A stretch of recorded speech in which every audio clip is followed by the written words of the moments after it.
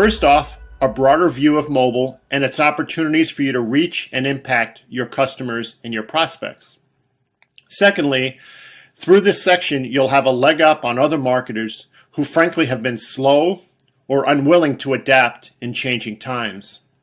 And third, I see an opportunity for you to have new career possibilities with your newfound knowledge of mobile marketing and the morphing consumer. Now, I know that you're here for a reason, because you know that the mobile phone has changed the way we live and conduct marketing. But we're not just talking about any device. We're talking about the most personal one, the mobile device. And we as brand marketers want in on the action. Will consumers really let us in? Or to say it another way, if two is company, does three necessarily create a crowd? Or could we instead make it easier for the mobile user by providing value, maybe in the form of just the right offer or information at just the opportune moment? Now, even if a consumer gives us an opening to their mobile lives, how are we as brands supposed to operate? With baby steps? Or maybe by taking some sort of permission as a license to put up our feet on their furniture and stay all night? And what about these ever-increasing consumer expectations? For gosh sakes, I've never ever had a meatball sandwich from your quick service restaurant. But you, Mr. or Mrs. Marketer, know or should know from my purchase history that my diet is vegetarian. So why am I still getting those meatball sandwich ads? And what about the customer journey? If I'm looking at an Armani tie tonight online, should you target me tomorrow when I'm near or in a Nordstrom? Or is that personal, or is something that's just plain creepy? And what about the ever-increasing self-sufficient mobile shopper, pushing to examine the very definition of customer service? So we're here to talk about what's the role of today's marketer, and can we be replaced by machines? But first, I'd like to give you a level set. More people on Earth have a mobile phone than a toothbrush or a toilet. Wireless penetration in the United States alone exceeds 100%, meaning that there's more than one mobile phone for every person from coast to coast. The cell phone has changed the way we communicate or don't communicate, buy, share, deposit a check, and gauge our health, among tens of other things that will never be the same. In developing countries, the mobile phone is literally a lifeline, leading to cleaner water, more diagnosis and treatment of disease, and banking for the unbanked. So this all means what? As marketers, if we fail to adapt to the upheaval, our customers and prospects will be someone else's customers and prospects. I hear to say the early scorecard on our efforts largely shows that we're behind. Now, why do I say that? The trouble is that when it comes to the expectations of the mobile user, they're sophisticated and deserve more credit than we give them. And those who carry these devices are picking sides. So let's get working on meeting and beating those expectations. Now, mobile also is a key ingredient. It benefits other digital marketing and traditional media. And with mobile, what we need to do is follow the money and follow the eyeballs. So let's define what mobile marketing is. I always defer to the Mobile Marketing Association's definition of mobile marketing. Now, mobile marketing is a set of practices that enables organizations to communicate with their audience in an interactive and relevant manner through any mobile device or network. Now, that sounds like it came right out of academia, so let me break it down a little bit for you. The key words in that phrase are interactive and relevant. Now, first off, interactive. We know that mobile users have their phone next to them nearly 24 hours a day. They use their phone in multitasking while they're watching television, while they're on their computer, they're checking Facebook, they're responding to a text message. So there is an interactivity that we've never seen pre-mobile era. Also, the second word that's critically important is the word relevant. Nothing, as I mentioned earlier, is more personal than a mobile device. And my mobile device, while the same model as my wife's mobile device, is entirely different. I have different interests, I have different apps, I go to different sites, and what marketers need to do is to identify and respond to those individual mobile needs so we can provide personal and relevant and contextual experiences. Now, the Mobile Marketing Association further says mobile marketing includes activities, institutions, processes, industry players, standards, advertising and media, direct response, promotions, relationship management, CRM, customer services, loyalty, social marketing, and all facets of marketing.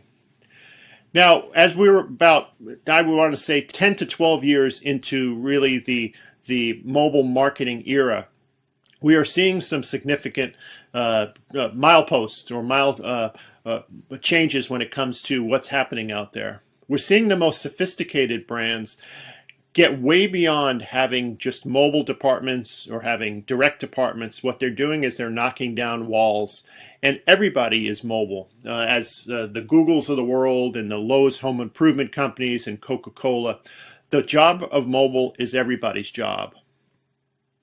Now, mobile is a key ingredient. How do you measure it? And there are two different ways to engage mobile users.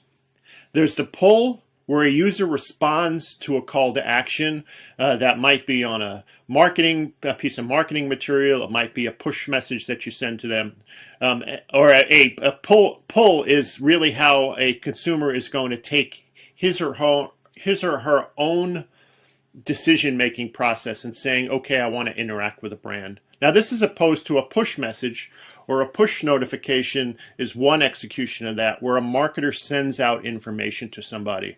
And as we walk through this course, we'll talk about how to use things like push notifications.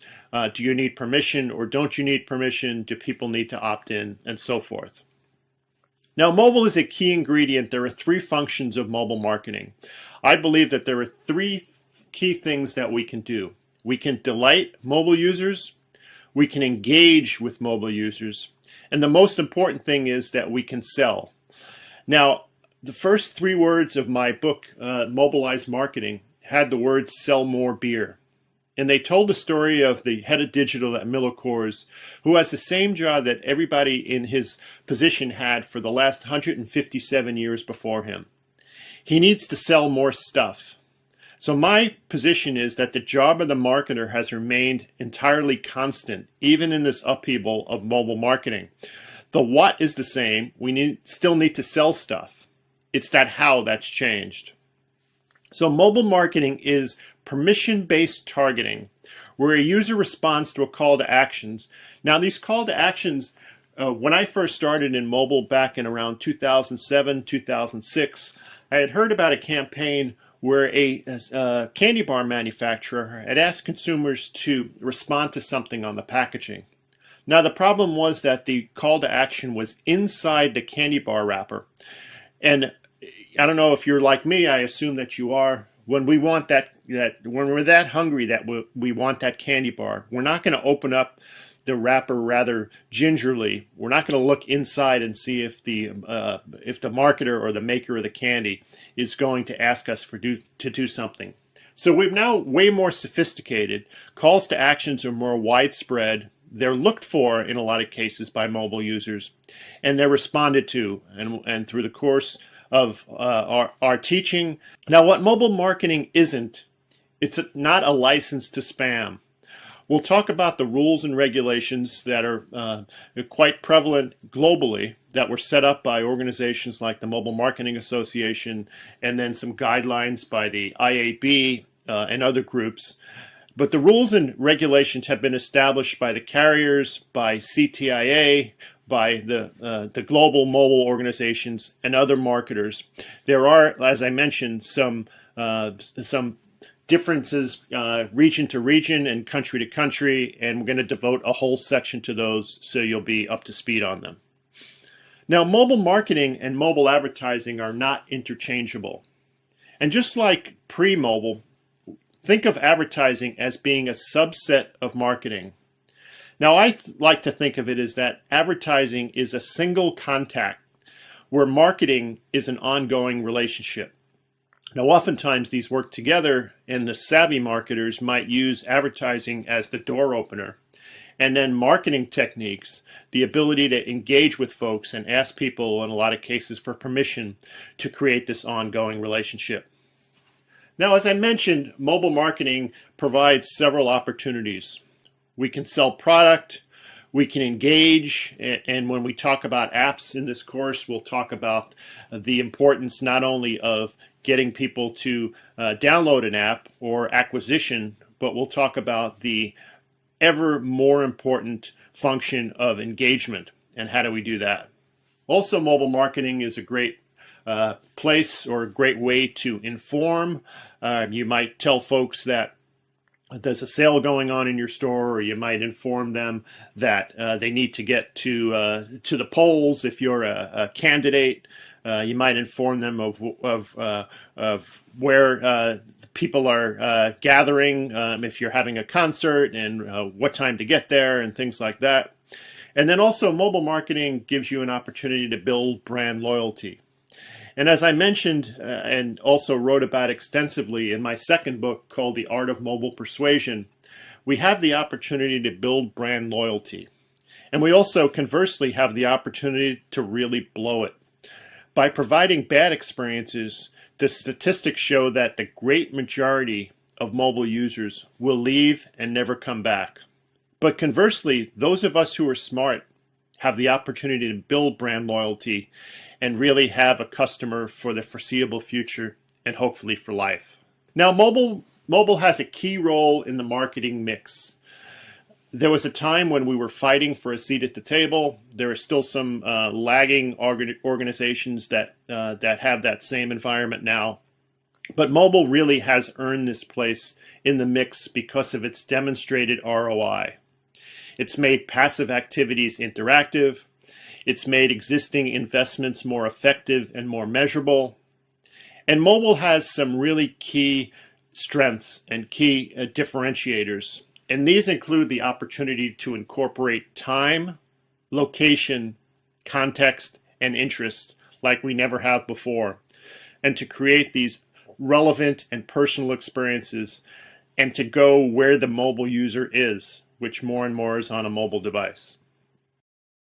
Now let's talk about specifically how a mobile phone has given us the opportunity to turn passive activities into interactive ones. Well, one example is television. Television has become interactive with mobile. We've seen voting that became very popular in the US and then actually globally with American Idol and shows like that, where people were able to use their phone to vote for their favorite contestant. We're seeing great examples of the opportunity to purchase. So there are shows that might show some new product or new fashion and giving a mobile user the chance to go right on their phone and purchase. And then we're seeing some great examples of opportunities to learn more. Now, a lot of times the story can't be told sufficiently in a 30-second commercial. So what the smart mobile marketers are doing, or the marketers in general are doing, are driving mobile users to their phones to learn more, maybe to see an automobile on the road, maybe to personalize the experience so they can see what they might look like behind the wheel, look at various colors and things like that. Also, retail shopping has become interactive with mobile. As we'll talk about a lot, I'm sure, in this course, you can do several things in the retail environment that you couldn't do before. We'll talk about Macy's and its Backstage Pass program, which provides a variety of ways for a mobile user to interact with the store and with its call to actions. And these include things like texting in for a link, scanning a QR code, driving people to a mobile website, and receiving either a text message or a mobile an MMS message, which is a multimedia message. And we'll explain that in a lot of detail when we get into the messaging section of this curriculum. Now also, as I suggested, mobile makes existing efforts work harder and become more measurable. Now you can put these call to actions on existing materials to produce leads, to measure which approaches are more effective, and to generate real-time results. Now an example of that is what you can do is have a platform and have the ability to look in a dashboard at real-time campaigns running. And what you could do is you can determine if you want to move the dials a bit. Do you want to, an example is, I remember there was a campaign in Times Square around the release of a Batman DVD, and the brand looked in on the dashboard and saw how the interaction with the street team members was going so well that it extended the life of the campaign by an additional couple of hours. And we can do that in real time, and we still do postmortems, but postmortems have an entirely different and less important role in mobile, I believe, because we have the ability, like never before, to impact results in real time. Now, we also can make ineffective campaigns be altered or mixed. And a example of that is I'm familiar with a coffee house that had done a call to action through radio, and it did not get the desired foot traffic. So what they did is they recut the spot, they changed the copy, they made it stronger, and before the flight was over, they were able to impact the results and get the traffic that they were hoping for. Now, mobile also adds location, time, and context. So we're now more aware of a consumer's needs in real time. There's technologies we'll get into specifically around location and the ability to know where somebody is by maybe tracking their device or having them opt in to be sent notifications when they're in a particular location. Customers or consumers' motivations change with time and location. Just think about it. If somebody is in Times Square at 11 in the morning, they have an entirely different mindset than they might at 11 o'clock at night. They're likely earlier in the day looking for food, looking to find an activity to do that might maybe outside, maybe take in a matinee. And then in the evening, they might be looking for the latest club or where their favorite band or jazz club might be. So entirely different motivations that you can react to depending on day parts, among other things. Also, mobile makes our campaigns time and location sensitive. We can capitalize on things like even the weather. And we can say, okay, if we know that we are trying to move smoothies or trying to move cold drinks, we can create a campaign that's gonna set to fire when the temperature hits 72 degrees, for instance.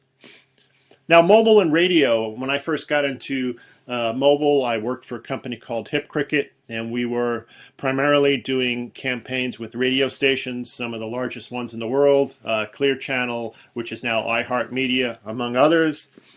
And mobile was able to revitalize what had become a rather stagnant industry.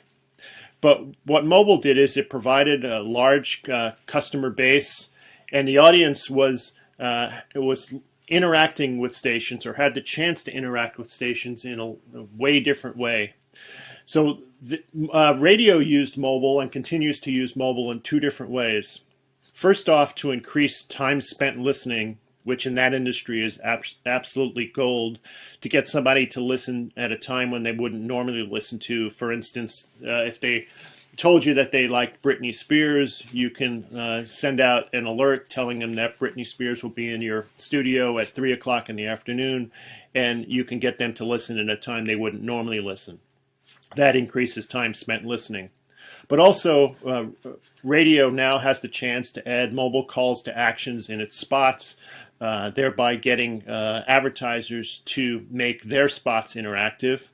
And a great example of that is a car dealer getting people to come to a car lot with a simple $99 car promotion where somebody could buy a car for $99. And by doing that, hundreds of people came to participate in the contest, and they sold 38 cars on a Saturday morning when they hadn't sold a car in weeks and weeks, and this was a campaign that cost less than $1,000.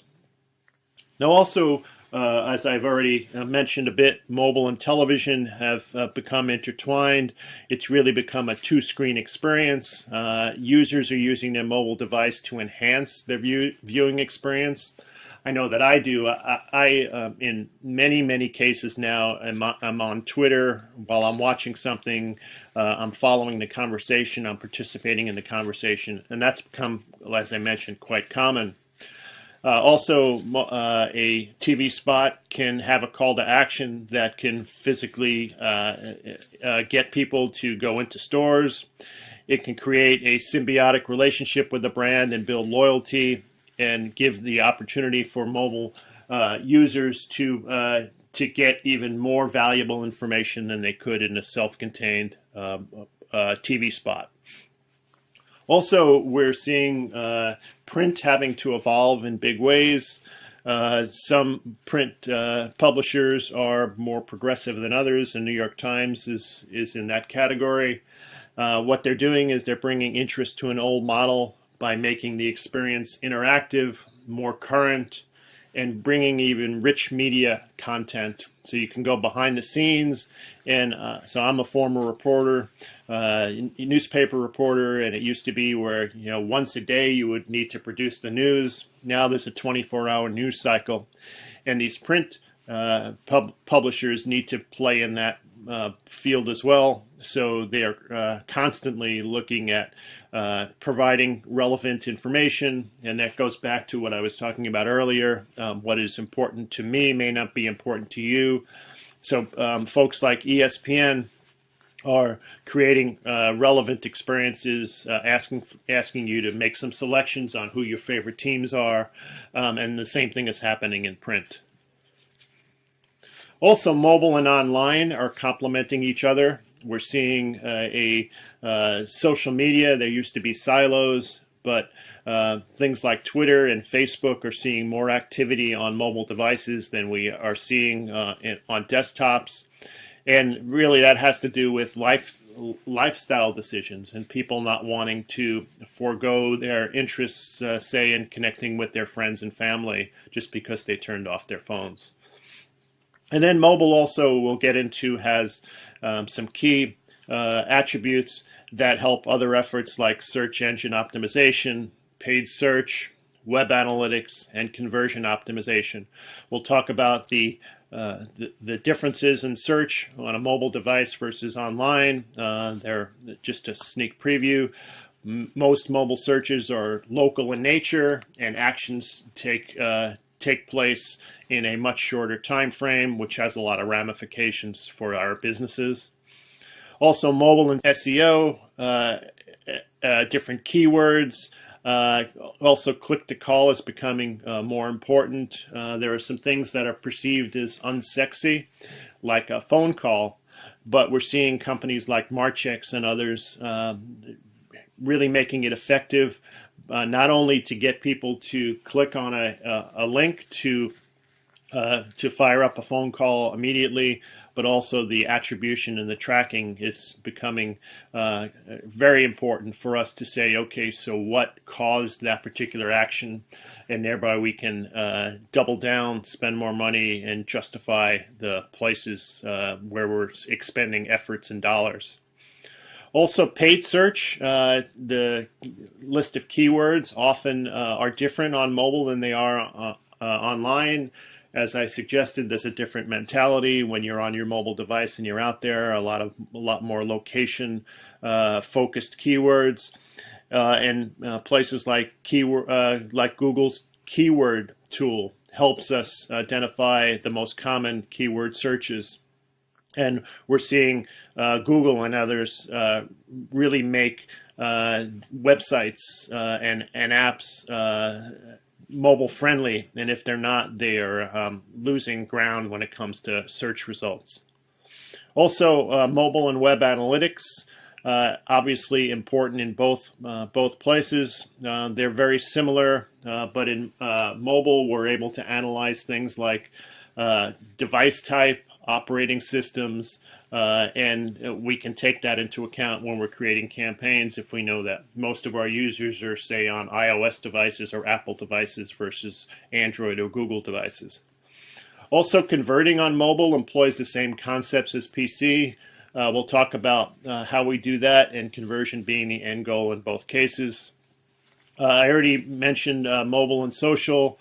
We also want to take into account the importance of getting people to share content. And we're seeing the advent of user-generated content and the importance of identifying influencers and influencing those influencers. So who's on mobile as we get close to wrapping up this introductory session, and then we'll quickly get into the specifics as we move on in the course. Well, as you know, mobile is everywhere and nearly everyone is using it. The penetration of smartphones has increased, and this number changes all the time. Suffice it to say, in the more developed countries, well over 50%, sometimes even 70% or more. And in some of the developing countries, we're even seeing more mobile adoption. It first happened on feature phones or less sophisticated phones, and is now there are even smartphones that are so affordable that they're being put in the hands of those who you wouldn't think could have afforded it in years past. What are people doing on mobile devices? Well, just think of what you do on your phone and what your friends and family do. We're texting, we're sharing pictures, we're browsing the web, we're scanning codes, we're clicking on ads, and we're doing things more and more in augmented reality, and such phenomenons as Pokemon Go have now entered our lives, where what we're doing is we're taking the imaginary world and bringing it to the mobile device and fascinating people. How young are people when they're using mobile devices? Well, just go into any restaurant or look on any plane or any airport. The very young are using mobile devices. I know my nieces at one point were sending text messages at a rate you couldn't believe. The statistics showed over 3,000 text messages a month. And many young users, this isn't even in jest, don't even know that you can make a voice phone call. They use their mobile devices in entirely different ways than you or I might. How old? We're seeing more adoption from users in their 60s, 70s, and 80s. I have an 87-year-old mother-in-law who is very active on both an iPad and a tablet, or an iPhone and a tablet, her iPad. She is playing games, she's sharing photos, she's playing Angry Birds, she's streaming music, all sorts of things. And why does she, among other older people, do that? Well, mobile devices have become more intuitive. It's easy to stay in contact with loved ones. My mother-in-law and my wife live 1,500 miles from each other, but they're able to stay in more contact than ever before. And the costs, as I mentioned, of these devices, and the data and the price of making phone calls has dramatically gone down. So what are they finding? Their users are accessing all sorts of types of information, and you can instantly get answers to questions. You can get information that becomes more personalized. And all aspects of these phones are becoming personalized, how they ring, the apps that you have on there, etc.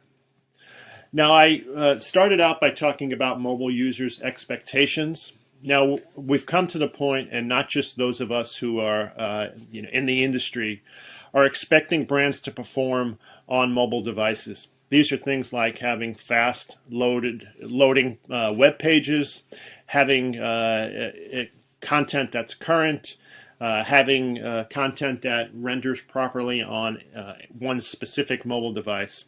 And we're seeing these rewards and punishments. We're seeing consumers rewarding those brands that are providing great experiences, and conversely, they are not only abandoning, but in a lot of cases, they're telling their friends, they're broadcasting it out on social networks, and it's really become a problem for brands.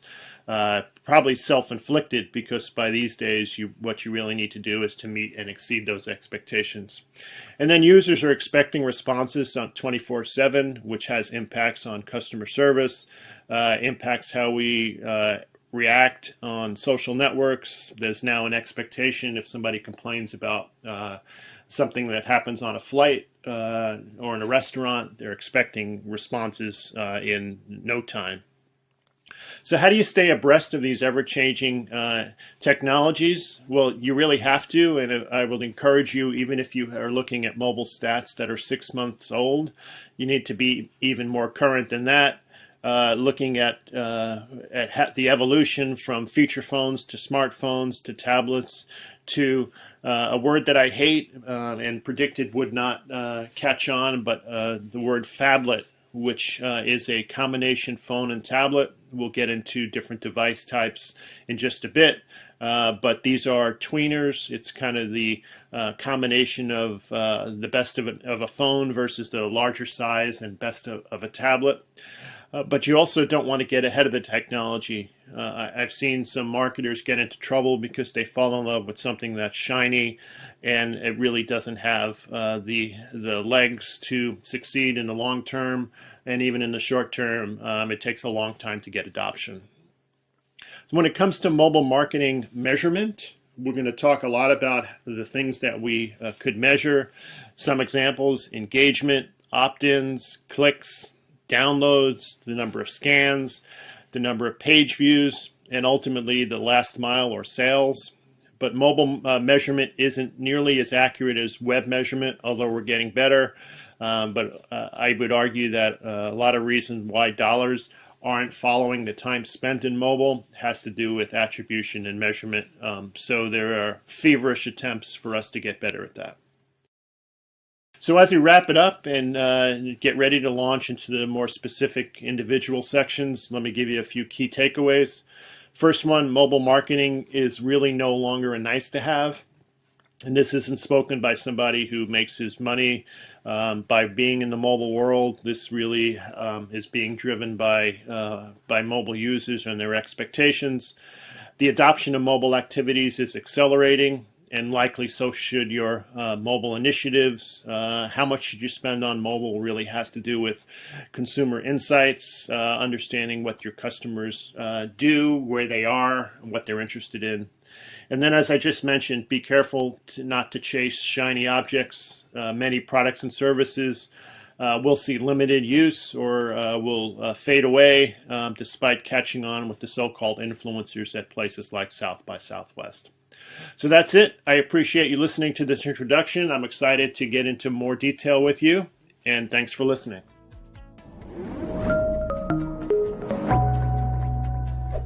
Hey, want to become an expert in digital marketing? Then subscribe to the Simplilearn channel and click here to watch more such videos. To nerd up and get certified in digital marketing, click here.